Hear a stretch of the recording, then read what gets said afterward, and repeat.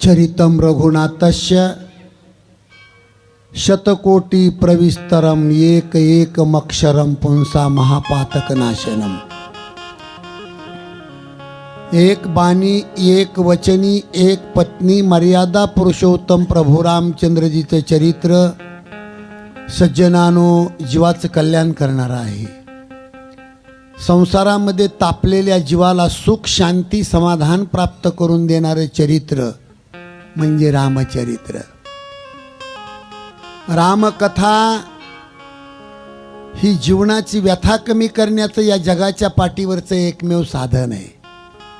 आणि रामकथा ही मंदिरातली किंवा मंडपातली कथा नसून सज्जनानो रामकथा तर प्रत्येक माणसाच्या घराघरातली कथा आहे। रामकथा ही एका प्रपंचिक आदर्श पुरुषाची कथा आहे। आणि म्हणून ज्या व्यक्तीला असं वाटत असेल की आपलं जीवन आदर्श असावं, आपलं कुटुंब आदर्श असावं, आपला गाव आपला देश आदर्श असावा, त्या माणसाने रामकथा अवश्य ऐकावी। आणि रामकथा ऐकून या मंडपमध्ये न ठेवता ही कथा प्रत्येकाने घरी घेऊन जावी। घराघरातल्या प्रश्नाचं उत्तर म्हणजे रामायण अशी ही सुरस गोड पवित्र श्रीराम कथा संत श्रेष्ठ सद्गुरु वामन भाऊच्या 48व्या पुण्यस्मरणार्थ नगद नारायण बाबांची कृपा, मच्छिंद्रगडाची कृपा, निगमानंद बाबांचा आशीर्वाद, संत भगवान बाबांचा आशीर्वाद, खंडू बाबांचा आशीर्वाद आणि सर्व शेतकरी मायबापांचं प्रेम सर्वांच्या माध्यमातून भाऊच्या 48व्या पुण्यस्मरणार्थ आज आपण त्या वर्षामध्ये पदार्पण करत असताना आजचा हा आपल्या रामकथेचा दुसरा दिवस आहे। काल आपल्या रामायणामध्ये महादेव पार्वतीचं लग्न झालं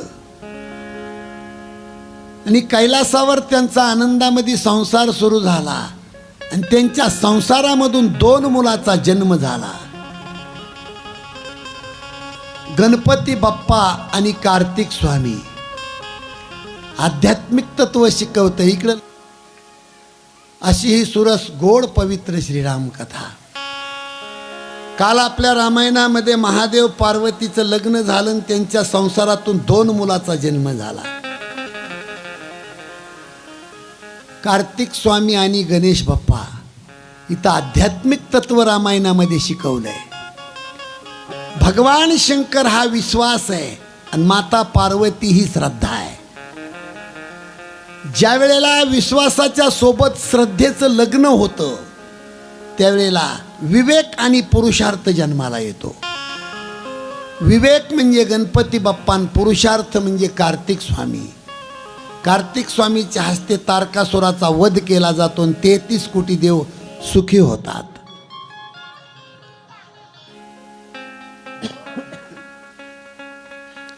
एक दिवशी कैलास पर्वतावर भगवान शंकर वटवृक्षाच्या छायेखाली बसले होते। भगवान शंकराचा प्रसन्न चेहरा पाहून माता पार्वती जवळ गेल्या, आपल्या मालकाला एक प्रश्न विचारला।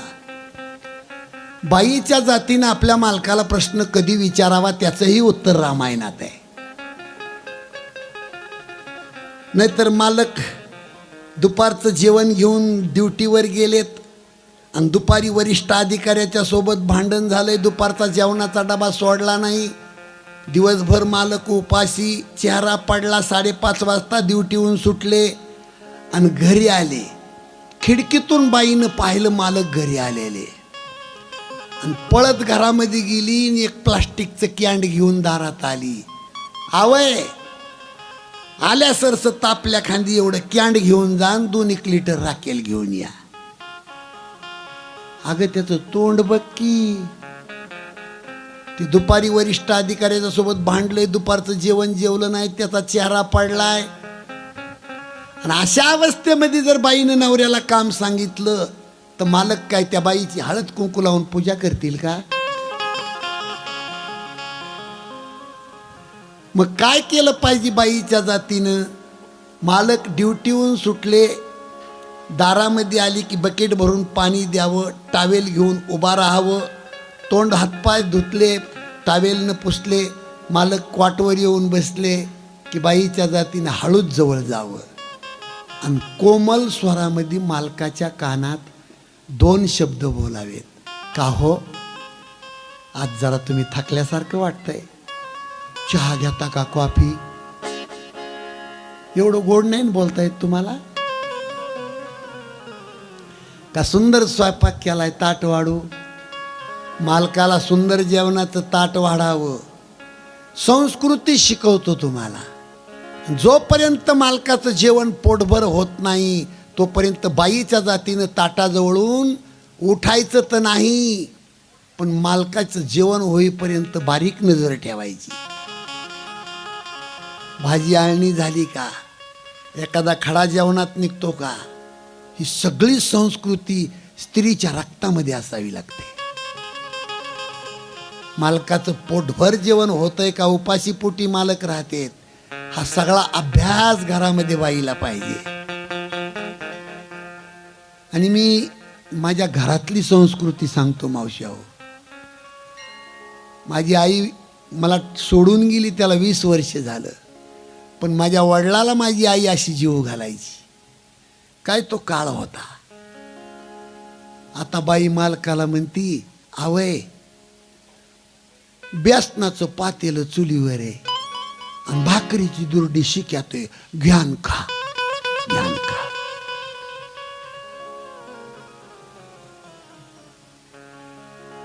केवढी मोठी दरिद्री आली, केवढी मोठी दरिद्री. अहो, मालक जेवल्याशिवाय जुन्या काळामध्ये बाई अन्नाला स्पर्श करीत नव्हती. आता 3दा तर जेवती, 3दा.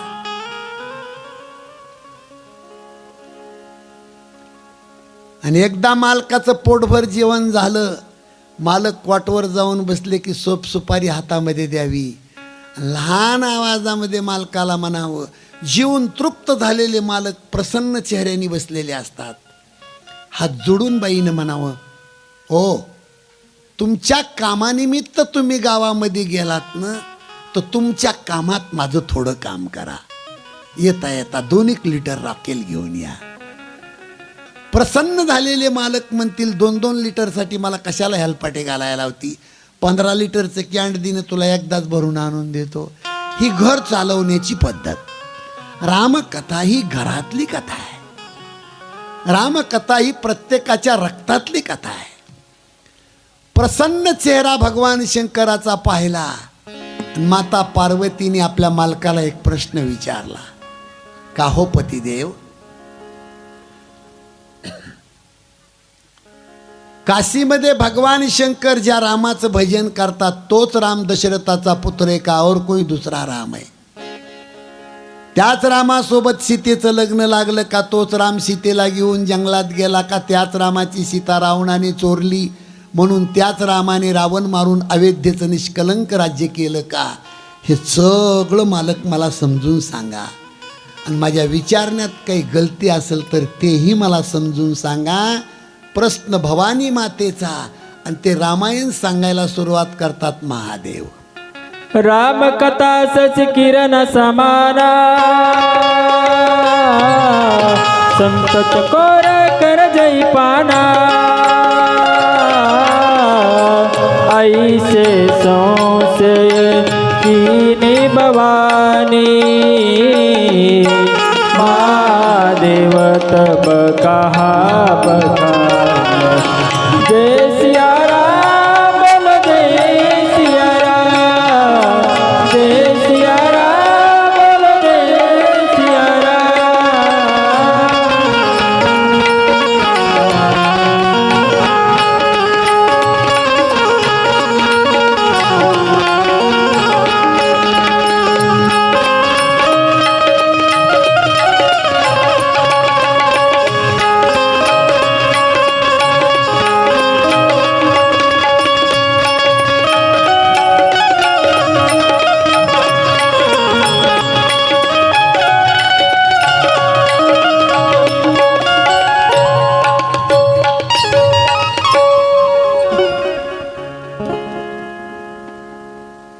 राम कथा शशी किरण समाना.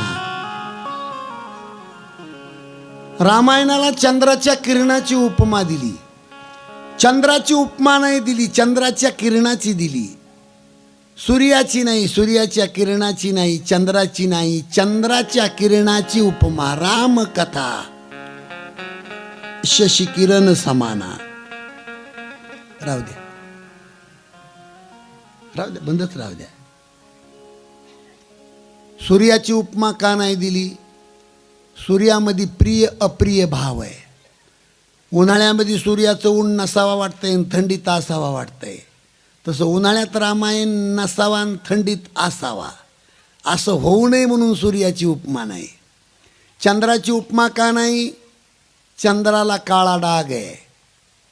भविष्य काळात चौकात बसलेले बिनकामी लोक चर्चा करतील, अरे ज्या अर्थी चंद्राची उपमा रामायणाला दिली त्या अर्थी चंद्राला जसा कलंक आहे तसा रामायणाला कलंक असावा, असे आपशब्द कुणी वापरू नयेत म्हणून चंद्राची सुद्धा नाही, चंद्राच्या किरणाची उपमा दिली. राम कथा शशी किरण समाना. राम कथा ही चंद्राचं किरण आहे आणि तुम्ही आम्ही सर्वजण चकोर पक्षी आहेत. ते चंद्र किरण आता उरलेले 5 दिवस आनंदाने सेवन करायचे. ऐसे संशय किनी भवानी. आणि मग माता पार्वतीला रामायण सांगायला सुरुवात केली भगवान शंकरांनी. एक महत्वाचा मुद्दा आहे तुमच्यासमोर, इकडे लक्ष द्या.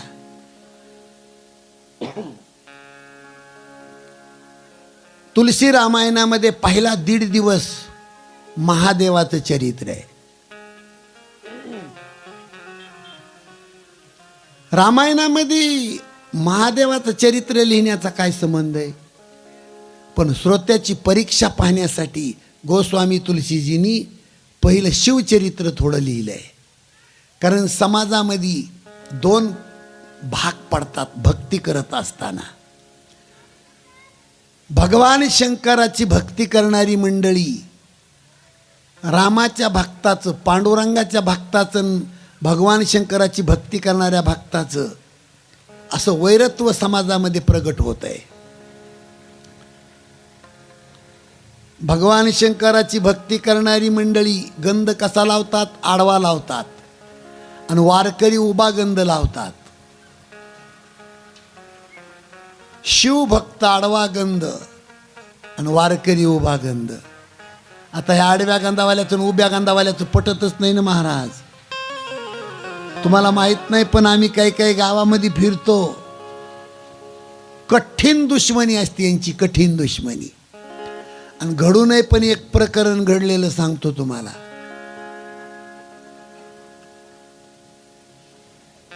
आडव्या गंधावाल्याची मुलगी उभा गंधावाल्याच्या इथं दिली आणि सकाळी सकाळी गाईच्या शेणानं सारवीत बसली ना ती मुलगी सासरवासीन.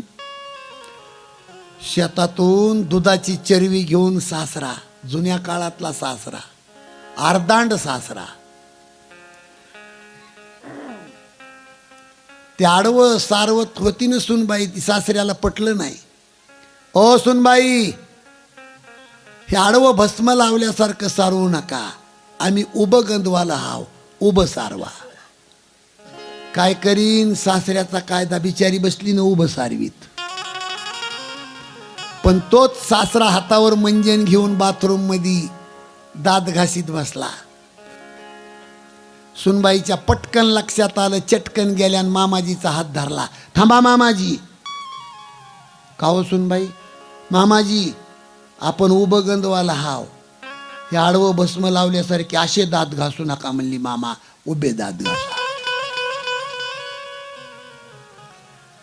मामा म्हणला, सुनबाई तेरी भी चूक आणि मेरी भी चूक. सुनबाई म्हणल्या, मग मामा वय संपत आलं तरी डोकं कसं सुधारलं नाही? आडवा गंधवाला आणि उभ्या गंधवाल्याची कठीण दुश्मनी. म्हणून भोलेनाथाचं हे चरित्र लिहिलं इथं. आणि महत्वाचा मुद्दा तुम्हाला विचारतो मी, या जगाच्या पाठीवर पंढरपूरच्या पांडुरंगाची पहिली वारी करणारा जगातला वारकरी कोण? एका जनार्दनी वैष्णव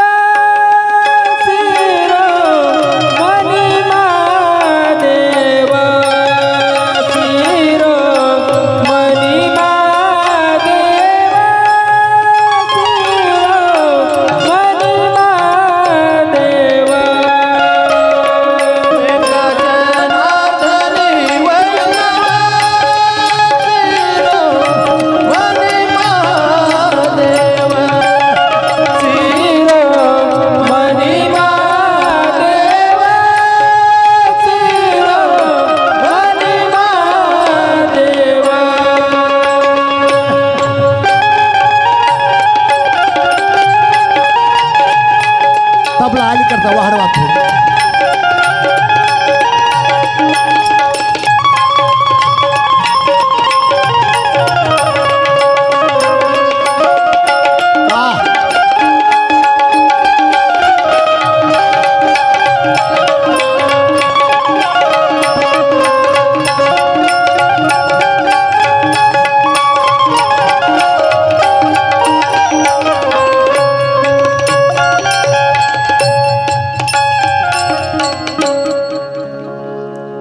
पंढरपूरच्या पांडुरंगाची पहिली वारी करणारा जगातला वारकरी कोण?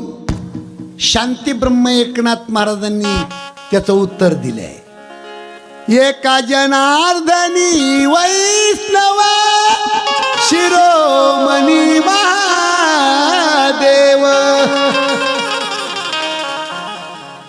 असं म्हणलो मी तरी गोड वाटतंय. शिरोमणी महादेव, शिरोमणी महादेव. आणि भगवान शंकर निघाले न वारीला, वारकरी होऊन निघाले. हे उभा गंध लावला, गळ्यामध्ये तुळशीच्या माळा, पडशी गाठी गाठीचं धोतर, भगवी पताक खांद्यावरून भोलेनाथ वारकरी झाले. आणि आषाढीच्या दिंडीला निघाले. आणि मालक असे निघालेले पार्वतीनं पाहिलं. ओ मालक, कुठं निघालाय हो तुम्ही? पार्वते, माझ्या पांडुरंगाची वारी आहे ना, पंढरीला निघालो मी, आषाढी वारी आहे. माता पार्वती म्हणली, माय तुम्हालाच पंढरपूरला जावं वाटतं ना, आम्ही काय पाप केलंय का, मला बी यायचे. भगवान शंकर म्हणले, पार्वते, पंढरपूरची आषाढी वारी म्हणजे काय पुण्याच्या सारसबागातलं घुमणं नव्हं. अगं 25 लाख लोकांच्या गर्दीत 80 वर्षाचे टाळकरी म्हातारे उड्या मारून नाचते चिखलामध्ये, पाऊस पडतोय. नको येऊ तू. ती म्हणली, येणार. कसला वाघ नवरा असू द्या, बाई येणार म्हणली की चल चल चल. महादेव पार्वती पंढरपूरला निघाले. हे गणपती बाप्पानी पाहिलं. ओ पप्पा, गणपती बाप्पा, ओ पप्पा, मला बी यायचंय. भगवान शंकर म्हणले, पार्वती, हे प्रकरण किती बिघडलं. एवढ्या मोठ्या पोटाचा बाबानी एवढ्या गर्दीत कुणी न्यायचा, कसा न्यायचा? पार्वती माता म्हणले, आपलं वाहन काढा. वाहन म्हणजे काय? महादेवाकडे स्कॉर्पिओ, इंडिका, मॅक्स, कमांडर. भगवान शंकरांनी पंढरपूरला जाण्यासाठी स्वतःचं वाहन सजवलं, नंदी बैल. नंदी बैल हे धर्माचं प्रतीक आहे. तुम्हाला सांगू मी, तुम्हाला वाटत असेल सध्याचा काळ सुधारलाय. सुधारला नाही, अधोगती आहे. घरामध्ये कूलर आलंय, टीव्ही आली, चांगली फरशी आली, बाई तिथंच उभ्यानं स्वयंपाक करती, तिथंच हात धुती, तिथंच बाथरूम. म्हणून सगळ्या बायांना बीपी शुगर झाली. खाती, झोपती, आणि झोपीतून कणत कणतच उठती. थैली घेती, दवाखानाच गाठी, ती पर्यायच नाही दुसरा. जुन्या काळात कसं होतं, हसू नका तुम्ही. पहाटे 3 वाजता बाई उठत होती आणि 4 पायल्या दळणदळीत होती आणि गुंडीभर तिच्या अंगातून घाम जात होता. तिला कुठली शुगर आणि बीपी? हे साधन प्राप्त झाले माणसं जगवण्यासाठी, असं वाटतंय तुम्हाला? नाही, मारण्यासाठी साधन आहेत. 100 वर्ष जगणारी माणसं 60 वर्षात जाऊ लागले साधनं आल्यामुळं. काळ सुधारला का अधोगती आहे? माझी मंडळी मला उठतीन रोजच काय म्हणती, या कपडे धुवायची मिसन आणा. पहिले महिना 2 महिने तर मला मिळच लागाल. ती तात्या काय म्हणायची, ये तात्या कपड्याची मिसन आणा. मी म्हणे शिवायची, ही तर टेलर नाही. आता आता मेळ लागला. ती म्हणती कपडे धुवायची. तिला म्हणलं तू काही सांग मला, पण हे काम सांगू नको. कपडे धुवायची मिशन जर मी आणली तर तुला बिपिन साखर होईल.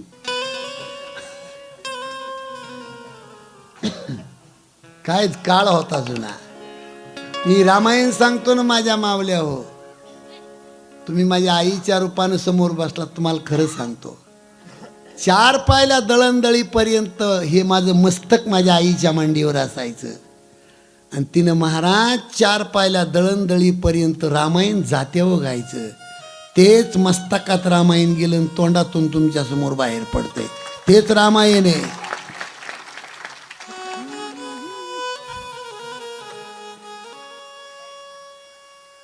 जुने गाणे बाया म्हणायच्या. भगवान बाबा शिव झाले गाव पुण्याच्या शहरात. सुटल्या ताजी पकारी दवाखान्याच्या दारात. भगवान बाबा शिव झाले जवळ नव्हती माऊली. बाबाच्या मोतीला पडली संताची सावली. गाणं म्हणताना त्या काळात बाया रडायच्या. आणि काय काळ होता तो. तुम्हाला वाटतं सुधारला काळ? नाही हो. मी सांगत होतो, नंदी बैल सजवला. नंदी बैल हे धर्माचं प्रतीक आहे. आणि तो धर्म जगवण्यासाठी ही रामकथा भाऊंची पुण्यतिथी आहे. धर्माला 4 पाय: सत्य, तप, दया आणि दान. तुम्हाला सांगू मी, खरं बोलायचं शिका. कपाळाला अष्टगंध आहे आपल्या, पण लबाड वागतोय आपण. लबाड बोलतोय, अष्टगंधाला बदनाम करतोय आपण. लक्षात ठेवा. सध्याच्या काळामध्ये खरं बोलणारा त्रास आहे. पण सत्य हा धर्माचा पाय आहे. दया धर्माचा पाय आहे. हळूच दुसऱ्या आपल्या लेकराला दुधाचा काला कुणी घालील, पण शेजारणीचं लेकरू मांडीवर घेऊन त्याच्या तोंडात दुधाचा काला घालायचं शिका. म्हणजे तुमच्या लेकराचं चांगलं होईल. नंदी बैलावर 3 माय लेकर बसले. इथं थोडं कुटवर्णन आलेलं आहे. 10 चरण जयाला चौपदी चालत आहे. 11 नैन जाला पंचमुखास पाहे. सचित चिनवल वाटे अष्टकर्ण जयाला. पशु जरी म्हणू त्या ते 2 पुच्छ तयाला. कुटवर्णन आलेले. इथं बेरीज लावायची आपल्याला. बघा, पायाची बेरीज 10 सांगितली, पण चालणारे 4 आहेत. 10 पाय कोणते? 3 माय लेकराचे, 6 बैलाचे 4. 6 4 10. तोंडाची बेरीज 5 सांगितली, डोळ्याची बेरीज 11 सांगितली. 5 तोंड कोणते? 3 माय लेकराचे 3 तोंड, बैलाचं 1 4 आणि 5वं कुणाचं? महादेवाच्या गळ्यातल्या सापाचं. डोळ्याची बेरीज 11 सांगितली. 5 तोंडाला डोळे 10च पाहिजेत. 11वा कुठं वाढला? भगवान शंकराचा 3रा डोळा. कानाची बेरीज 8 सांगितली. कुणाला कान नाही? सापाला कान नाही. बसा. शेपटाची बेरीज 2 सांगितली. सापाचं 1 शिपूट आणि बैलाचं 1 शिपूट. आणि हे वारकरी पंढरपूरला निघाले सजावट करून, भोलेनाथाचं वाहन. मला वाटतं आपण सुद्धा त्या दिंडीमध्ये सामील हो. थोडंसं मस्तपैकी सर्वांनी भजन करायचं, भोलेनाथाच्या दिंडीत सामील व्हायचं. माझ्या माऊलीची, माझ्या तुकोबाची पालखी आज निघाली. माझ्या माऊलीची, सर्वजण म्हणा, माझ्या तुकोबाची पालखी आज निघाली. माझ्या माऊलीची, माझ्या तुकोबाची पालखी आज निघाली. माझ्या माऊलीची, माझ्या तुकोबाची पालखी आज निघाली. निवृत्ती ज्ञानदेव सोपान मुक्ताबाई एकनाथ नामदेव तुकाराम निवृत्ती ज्ञानदेव सोपान मुक्ताबाई एकनाथ नामदेव तुकाराम निवृत्ती ज्ञानदेव सोपान मुक्ताबाई एकनाथ नामदेव तुकाराम निवृत्ती ज्ञानदेव सोपान मुक्ताबाई एकनाथ नामदेव तुकाराम जनाई मुक्ताई नेसल्या रे समिलुगडी रिंगणामध्ये विठोबा खेळत फुगडी जनाई मुक्ताई नेसल्या रे समिलुगडी रिंगणामध्ये विठोबा खेळत फुगडी जनाई मुक्ताई नेसल्या रे समिलुगडी रिंगणामध्ये विठोबा खेळत फुगडी जनाई मुक्ताई नेसल्या रे समिलुगडी रिंगणामध्ये विठोबा खेळत फुगडी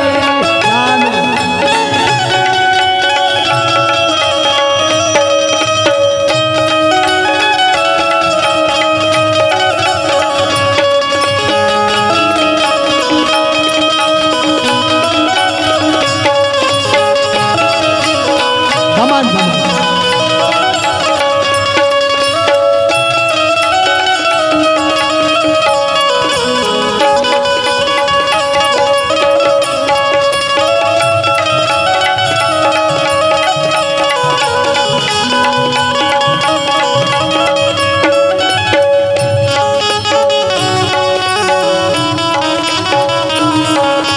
दानोबा माऊली तुकाराम ज्ञानोबा माऊली तुकाराम आपला जरा व्यवस्थित लावा बरं.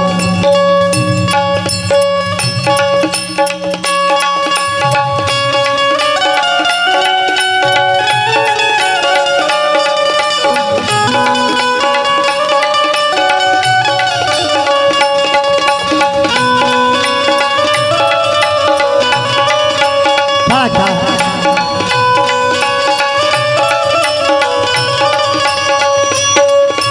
निवृत्ती ज्ञानदेव सोपान मुक्ताबाई एकनाथ नामदेव तुकाराम निवृत्ती ज्ञानदेव सोपान मुक्ताबाई एकनाथ नामदेव तुकाराम जनाई मुक्ताई नेसल्या रे हरिबोल. फुगडी रिंगणामध्ये विठोबा खेळत फुगडी जनाई मुक्ताई नेसल्या रे समिलुगडी रिंगणामध्ये विठोबा खेळत फुगडी जनाई मुक्ताई नेसल्या रे समिलुगडी रिंगणामध्ये विठोबा खेळत फुगडी जनाई मुक्ताई नेसल्या रे समिलुगडी रिंगणामध्ये विठोबा खेळत फुगडी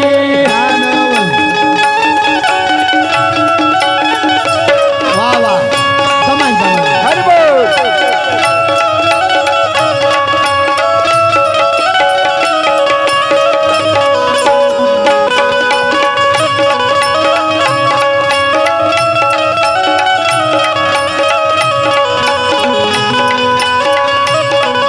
नाचू द्या त्याला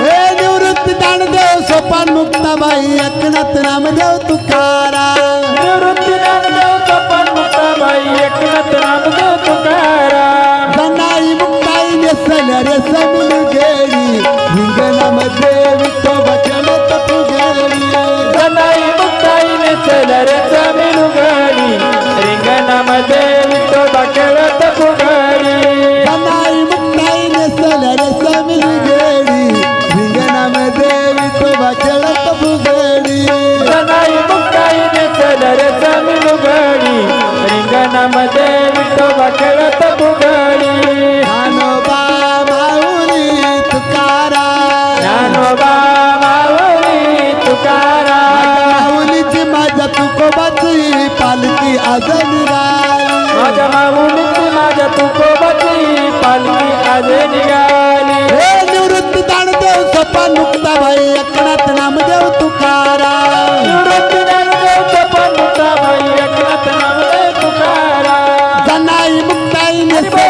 रे समिलुगडी रिंगणामध्ये विठोबा खेळत फुगडी जनाई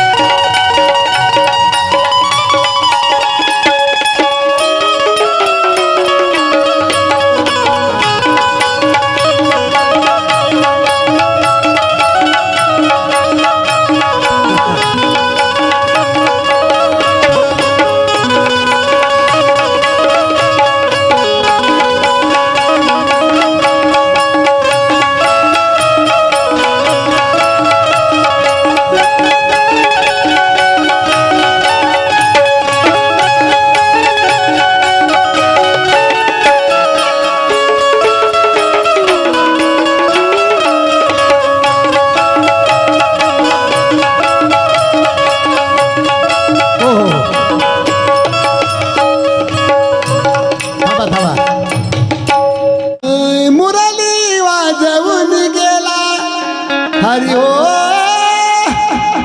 मुरली वाजवून गेला ग बाई गोकुळचा आनंद लाला गेला ग बाई गोकुळचा आनंद लाला गेला ग बाई